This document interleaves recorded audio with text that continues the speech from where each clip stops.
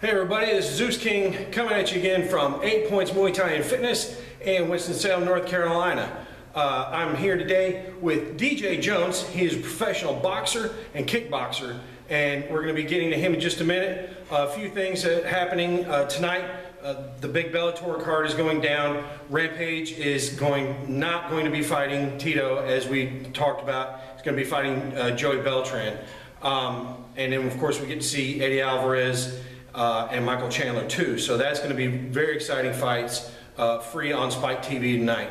Also, Glory 12 is on its way. Another hot rumor that I heard was that at Glory 13 in Japan is going to see the official retirement of Peter Aerts, and once again Ray Bonyaski will be retiring, and possibly Semi Shelp. He's going to be checked out by a doctor, given a complete physical at a major hospital, is what I've been told.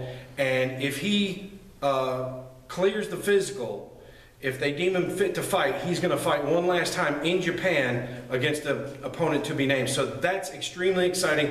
Otherwise, if he can't hack it, he's going to retire along with Aerts and Bonyaski. So that's very exciting news. Also, this past week, I got a chance to catch up with Biggie Rhodes. He just won the RFA welterweight title. He's with Team Rufus Sport out of Milwaukee, Wisconsin. Duke Rufus and all those great fighters. Sergio Pettis, Anthony Showtime Pettis, Alan Belcher, Ben Askren. That great camp has got another champion in its stable. He's a huge testament to overcoming adversity. He was orphaned when he was young. He was raised by a woman who became his mother, Sandra, and she's been a huge inspiration. She's been a great role model for him, and he's come through and lost a lot of weight over the last few years, and to be a success as a champion at 170 pounds is really exciting, and I'm glad to know him. What we're going to be doing is we're going to be talking with DJ here for a minute. DJ, when did you start boxing and kickboxing? Started boxing, I'm 32 now. Started boxing when I was about 16. I come from a fighting family, so it's just been a part of my life for as long as I can remember, really. I mean, even as a little kid, I remember watching boxing on Wednesdays. This was before. Who'd you like the best when you were a kid? As a kid, I mean, everybody liked Tyson. Yeah. You know, as a kid, but honestly, coming up into the boxing world, I really liked Manny Pacquiao. Now, this was before he got to be Manny Pacquiao. This is when he was just Manny Pacquiao, and he was fighting at 125 pounds. He was a warrior. I always liked watching him fight, as well as Diego Corrales. I like watching styles where people mix it up. Diego Corrales fought at 129. He was 6'1". But being that tall, he loved to go to the body and fight on the inside, which is extremely rare for a tall fighter. So I love seeing fighters mix things up or doing things that you wouldn't expect. And those two are probably some of the biggest names that I, not necessarily growing up with, but that stuck with me throughout my career. And what got you into kickboxing?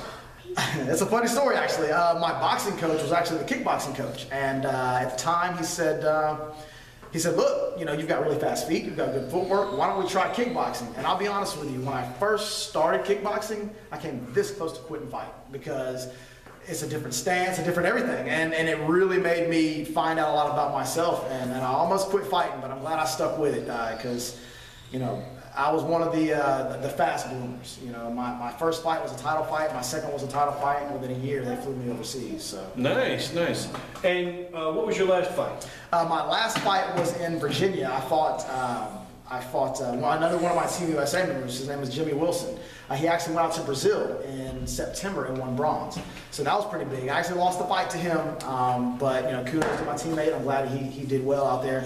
But I'd love to get a rematch. But he's a super guy, a good friend of mine. But that's the competitive nature. You know, you beat somebody or they beat you, and then you want to get in there again. I mean, that's the nature of fighting. Absolutely, it's a beautiful thing. And what's next for Deejay Jones? Well, I'm waiting on a couple phone calls, but I'm still on Team USA. I was supposed to be going to Turkey. I don't know if that's going to happen, but there's a couple other things opening up overseas next year.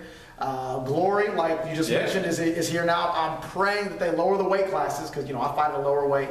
But we're just going to keep everything going. You know, I'm working with Chris now, and he's going to help me out with my career. So. Yep. And today, DJ led a class. We did a lot of boxing and a lot of great things, which we're going to show you here in a technique. He kicked my ass today, and it was great. I loved every second of it. I highly recommend anybody that's not into martial arts, try different places. When you find somewhere where people care, where people like you, challenge you, and make you feel tired and energized and everything, that's where you need to be. And that's what's helped me. I've lost almost 30 pounds since I started doing this about 2 months ago. And I'm not stopping, I'm keeping on going, and I just love this life. So we're going to show some techniques from Deejay Jones here in just 1 second.